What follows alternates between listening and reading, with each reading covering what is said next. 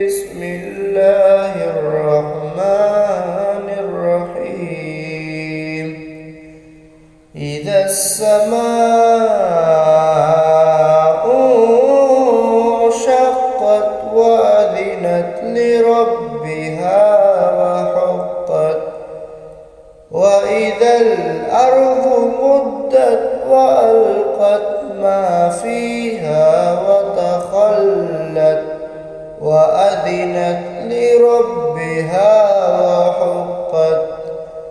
يا أيها الإنسان إنك كادح إلى ربك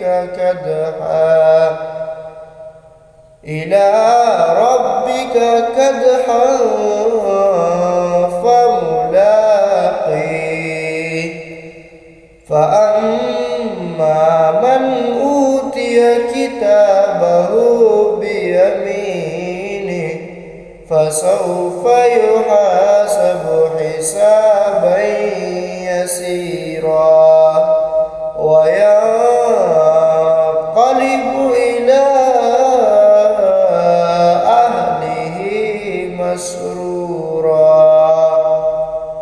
وأما من أوتي كتابه وراء ظهره فسوف يدعو ثبورا ويصلى سعيرا إنه كان في أهله مسرورا إنه ظن أن لن يحور بلى إن ربه كان به بصيرا.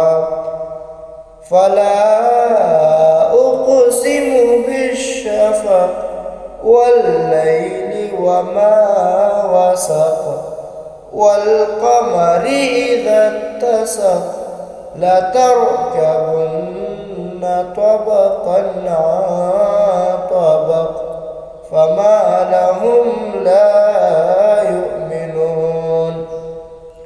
وإذا قرئ عليهم القرآن لا يسجدون بل الذين كفروا يكذبون.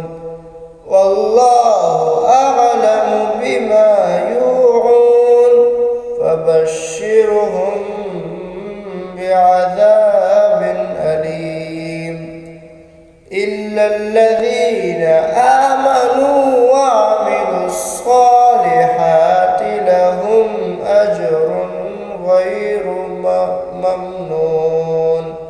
صدق الله العظيم.